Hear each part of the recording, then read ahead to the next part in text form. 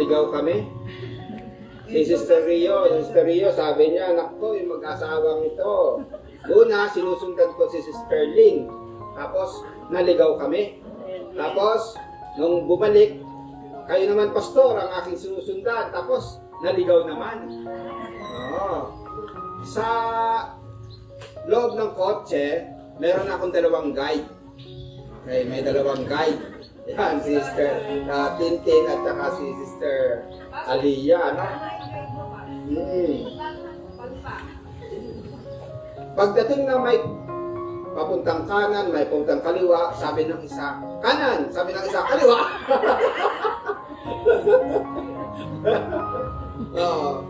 Pero very interesting kasi sabi namin namamasyal lang tayo. Ano? We take it positive lagi. Yung journey natin sa buhay, meron tayong guide. Buti na lang, sigurado yung guide natin. Very sure. Ang guide natin ay ang ating Panginoong Diyos. Hallelujah! Salamat natin sa kahit yung church natin, ang pinaka-guide natin ay ang Panginoong Diyos. Sabi ni David sa Psalm 23 verse 1, "The Lord is my shepherd." Ay, siya yung tupa, ang Diyos ang kanyang pastol. Ang tupa, kailangan nila yung guide. At kinikilala niya na ang Diyos ang kanyang guide or gabay. Pagdating sa verse 6, basahin natin uli ng sabay-sabay, verse 6, "Surely your goodness and love will follow me all the days of my life, and I will dwell in the house of the Lord forever." Sinabi po yan ni David sa kanyang kapanahunan na siya ay nagpapastol ng tupa. Nakita niya ang gabay ng Panginoong Diyos, ang kalakasan na binigay ng Panginoon sa kanya para may time na yung kanyang mga pinagpapastolan, nandyan yung mababangis na hayop, pero kanyang tinalaban at natalo niya. So nakita niya, yung gumagabay sa kanyang buhay ay ang kanyang Diyos na si Yahweh. Siya, bilang pastol ng mga tupa, kinikilala niya na siya naman yung tupa at meron siyang pastol na nag-aalaga sa kanya, ang ating Panginoong Diyos. At throughout his life, ang kanyang testimony, nangyari po yan yung sabi niya, "Your goodness and love will follow me all the days of my life." So sa buhay ni David, hindi niya kinalimutan ang katotohanan na ang Diyos ang gumagabay sa kanyang buhay. Very interesting kasi sinabi niya dito, surely. Pag sinabing surely, ano yan? Sigurado. Your goodness and love will follow me. Ang interpretation natin dyan, yung katulad ng ikaw halimbawa ay tumatakbo pero hinahabol ka ng goodness and love hanggang sa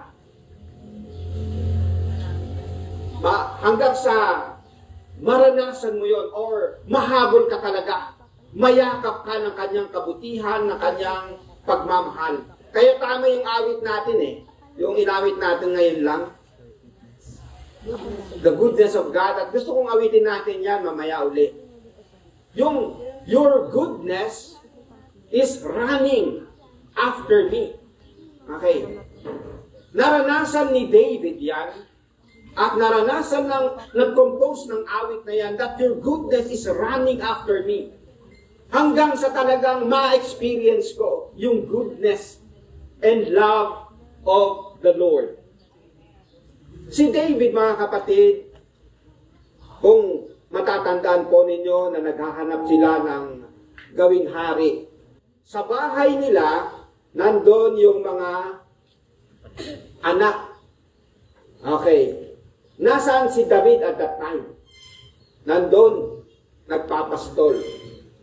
Sinabi ng propeta na sa tatay ni David, ihanda mo ang mga anak mo. Isa sa kanila ang magiging hari. So yung mga anak, inihanda nga ng tatay ni David sa bahay nila. Pero nasaan si David? Wala doon sa bahay.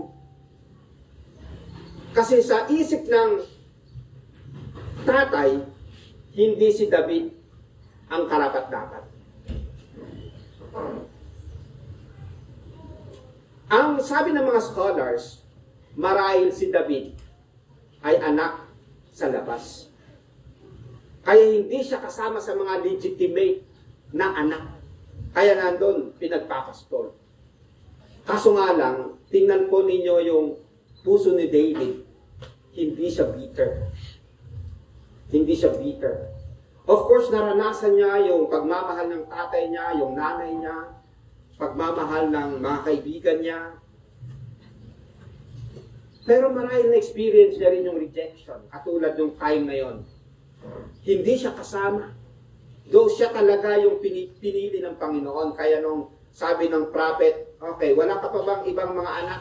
Anak, sabi ng tatay, nandoon sa pastulan, nagpapastol. Tawagin. Nung tinawag siya, ang pinili ng Panginoon na maging hari ng Israel. Sa isang psalm, sinabi ni David, "You created me. You create my inmost being." Kilala mo ako. Bago pa ako maipanganak.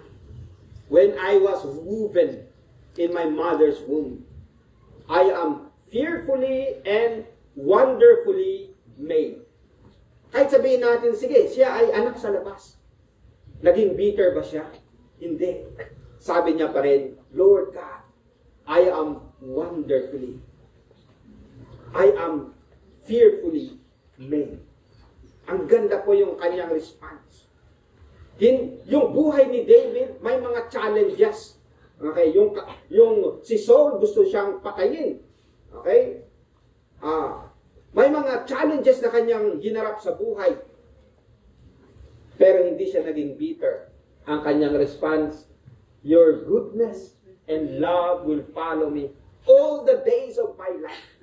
Hallelujah. Sa gitna ng mga challenges na kanyang naharap sa buhay niya, na-experience niya ang kabutihan, ang pagmamahal ng Panginoong Diyos.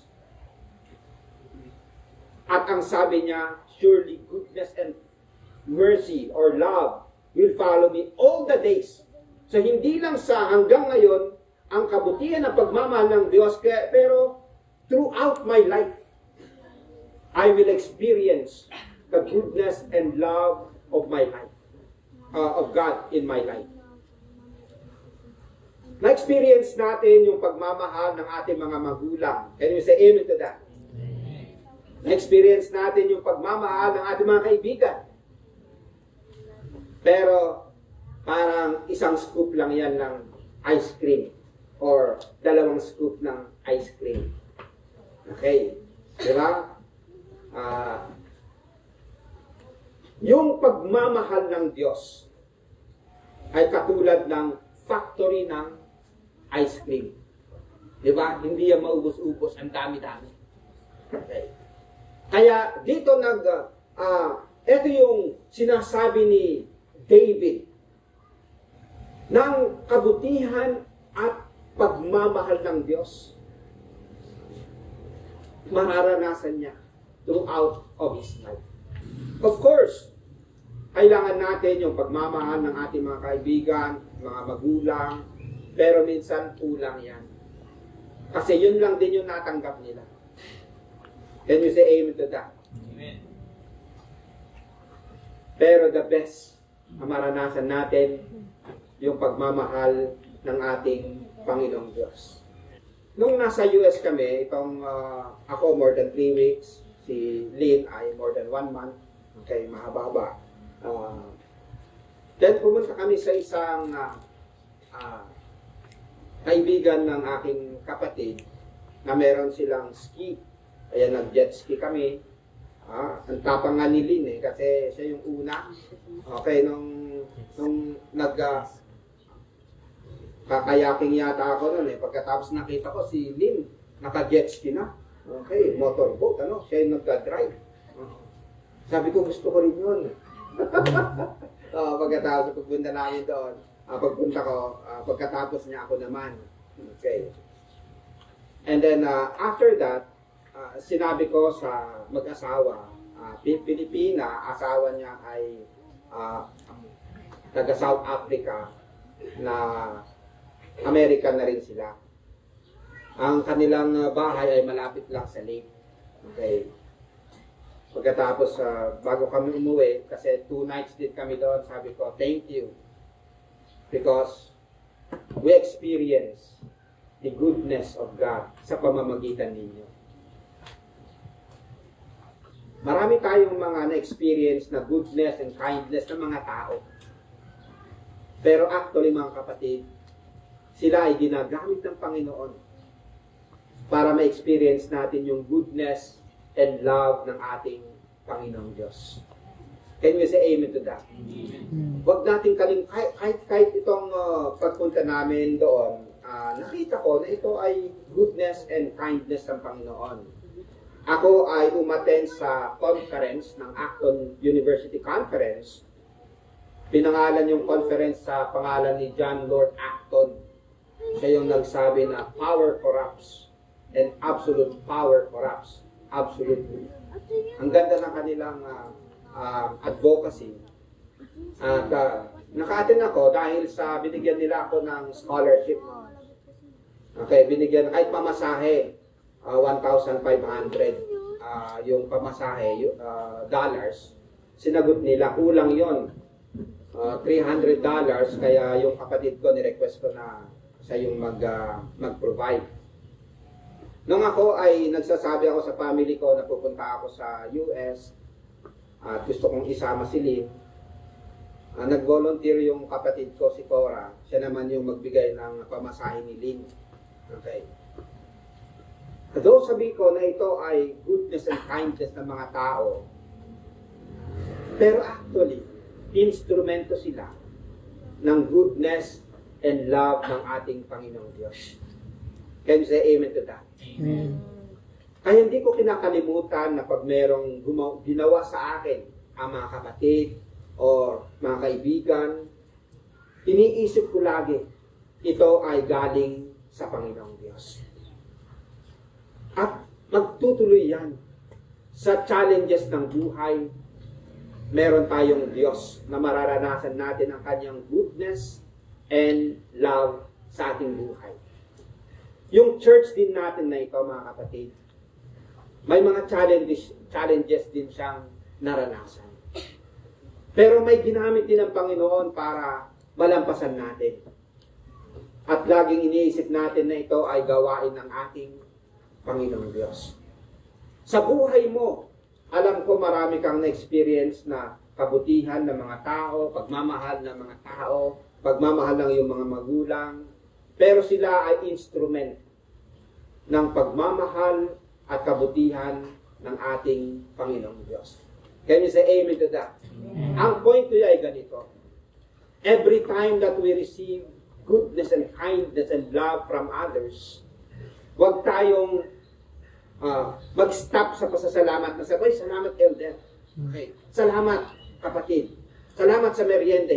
Hindi lang doon mag-stop. Dapat lumampas yan at sabihin natin, Lord, salamat po. Salamat po. Ginamit po ninyo siya. Kasi yun po talaga ang katotohanan. God is using people and others para iparanas niya sa atin ang kanyang kabutihan at pagmamahal. And the best na ginawa niya, mga kapatid, nung sinugod niya si Jesus at mamatay sa krus ng Kalbaryo para mapatawad ang ating mga kasalanan, para maranasan natin ang kaligtasan. Yun yung the best na sabi natin, yes, naranasan ko ang goodness and mercy ng Panginoong Diyos. Sino ang nag-share sa iyo ng gospel? siya ay instrumento ng Diyos para mapakinggan mo, ma-appreciate mo ang gospel, ang salvation, ang pagmamahal, ang goodness ng ating Panginoong Diyos.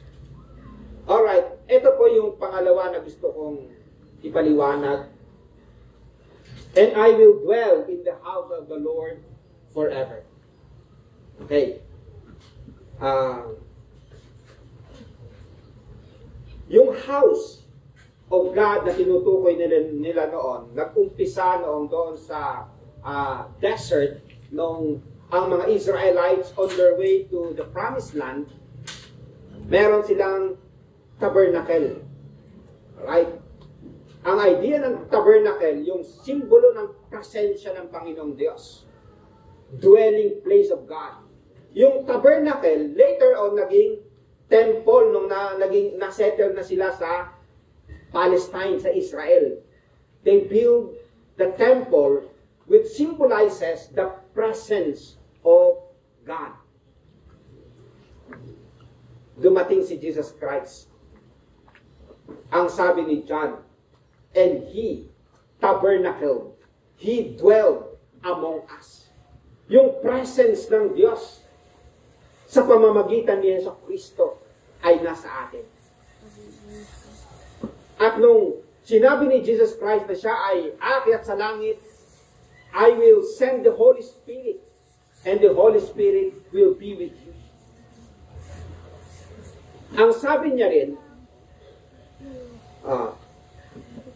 go and make disciples of all nations, baptizing them and teaching them, and I will be with you always. Okay? Nakita po ninyo yung emphasis ng presence of God. Sa Hebrews, sabi rin doon, sabi ng Diyos, I will never leave you, I will never forsake you. Okay? Yan po yung mga emphasis ng presence of God. Nasabi ni David, aking mararanasan yan, the presence of God. Hindi lang habang ako'y nabubuhay sa mundong ito, kundi forever. Even after this life, I will experience the presence of God. Kaya mga kapatid, sa mga Kristiyano, sa mga believers in Christ, sa mga anak ng Diyos, meron po tayong forever. Can you say amen to that? Amen. Yung mundong ito lilipas. Pero lahat ng anak ng Diyos, merong forever.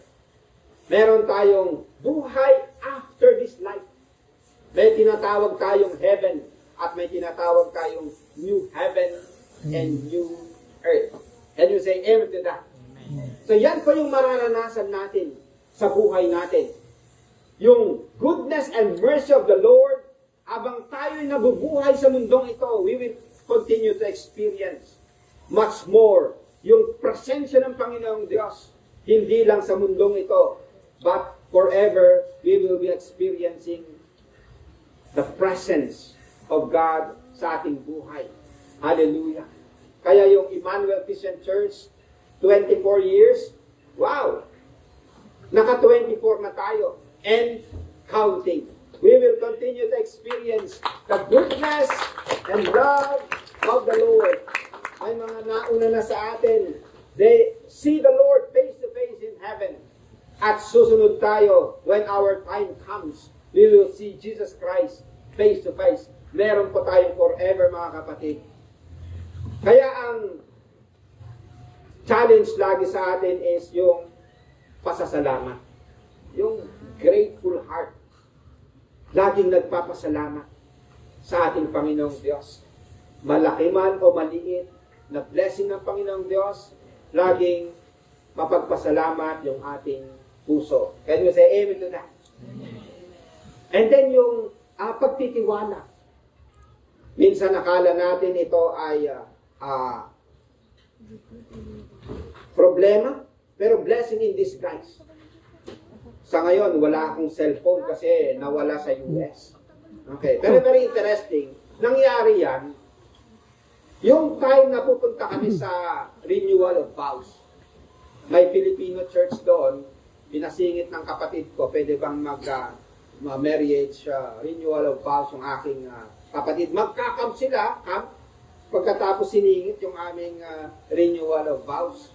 Okay, pumayag naman sila, kaya purihin ang Panginoon. Sa time na yon, sa sasakyan, or kung saan ko nawala yung cellphone, medyo hindi maayos yung puso ko. Pero bigla akong naging masaya. Sabi ko, Lord, wow, mawala man yung mga material na bagay katulad ng cellphone na to, pero kasama ko ang aking asawa.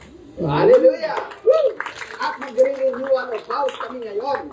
Ay, okay, so nakita ko yon, yung goodness ng Panginoon. Hindi ko hinayaan itong nawalang cellphone para magmukmuk na lang ako, kasi may mga bagay na nawawala at meron din yung mas importante sa buhay. And then, kahit sinasabi ng nilin na gusto ng kapatid kong bilhan ako ng iPhone, pero sabi ko actually, mas gusto ko lang yung simple lang na kaya nagbigay na lang na pambili ko, ano? Pero hindi pa ako bumibili. Kasi ang aking iniisip, Lord, bakit nawala yung cellphone ko? Okay. Baka meron kayong tinuturo. Kasi kahit sa Amerika, nung nandun nga kami, in-invite kami sa isang family, lagi akong nasa cellphone. Sabi ng kapatid ko, pwede bang, ano yung binabasa mo? Pwede bang makipagkwentuhan ka naman sa pandit ito? Oo nga, no? Laging sa cellphone. Okay. Ako nga, pastor, laging nasa cellphone, no? Lalo na kayo yung mga members sa church. Pagkatapos, isa pa, sabi ng host namin, yung pinuntahan namin, harap ko lang si Lynn, hindi ko siya kinakausap. Cellphone ako, cellphone din siya. Tapos napansin niya, oh, it's a pity. You're always in your cellphone. So sabi ko, Lord, meron kayong tinuturo sa akin na minsan, ito na yung nagiging idol natin. Yung, sabi nga ng misis ko, minsan paggising mo, hindi mo na ako yung nakausap, cellphone na lang. Okay. Nakita ko na naging victim na rin ako ng technology na ito. Naging idol na yan. Okay, so, may pinapakita ang Panginoon sa akin na hindi yan ay blessing, instrument yan. Pero pag yan na yung naging buhay mo, hindi na totoo yung sabi ni David, whom have I in heaven but you, and nothing I desire on earth beside you. Ibig sabihin nun, hindi na talaga ang Diyos yung number one sa buhay. Dapat ang Diyos yung number one. Secondary na lang yung lahat. Paggising sa umaga, praise the Lord! Dapat ganun, hindi yung paggising sa umaga, cellphone. Okay. Bago matulog, cellphone. Dapat paggising, hallelujah! Bago matulog, mag-pray. Nire-recognize lagi ang Panginoong Diyos. Can you say amen to that? Okay. Ang isa pa na gusto kong implication natin dito sa message is may kwento na napakinggan ko sa isang Indian. Sa India daw, may isang tao, inutusan siya ng kanyang master. Yung ilaw na ito, ang laking ilaw, dalhin mo sa lugar na walang ilaw. Walang ilaw, doon mo ibagsak. Mag-iwan ka doon ng ilaw sa mga madilim na lugar. So yung tao naman na ito, sumunod, pumunta. Okay, kung saan, from village to village, dala-dala niya yung laking ilaw. Kaso nga lang, nakabalik na nandun pa sa kanya yung ilaw. Sabi ng master, bakit nasa iyo pa yung ilaw? Sabi niya, master, every time na may pupuntahan ako, wala akong nakikitang walang ilaw. Okay. Bakit kaya lahat ay may ilaw? Yung pinupuntahan niya. Kasi dala-dala niya yung ilaw. And every time na kung saan siya mapunta, yung kadiliman, nawawala. Ang point ay ganito. tayo na naka-experience ng pagmamahal ng Diyos, ng kabutihan ng Diyos. Every time na kung saan tayo pupunta, sana makikita nila yun. Maririnig nila yun sa atin. Ang kabutihan ng Diyos, ang pagmamahal ng Diyos, makita nila na nag-iilaw sa ating buhay. Yan po ang mission natin dito sa Emmanuel Christian Church. Nandito tayo to celebrate yung ginawa ng Panginoong Diyos for the past. Pero nandito tayo to celebrate yung gagawin ng Panginoong Diyos sa pamamagitan natin in the future. Gagamitin niya ang Emmanuel Christian Church. Marami pa ang makakaranas ng kanyang goodness and love sa pamamagitan ng buhay mo, ng buhay ko, ng Emmanuel Christian Church. Can you say amen to that? Amen. Pwede ba tayong tumayong lahat at mag-pray tayo at gawin natin commitment ito na after 24 years, eto na naman, magpapagamit ulit tayo sa ating Panginoong Diyos. We will continue on our mandate na gagamitin tayo ng Panginoon as we experience His goodness and love, His grace and faithfulness. I-share din natin sa iba para maranasan nila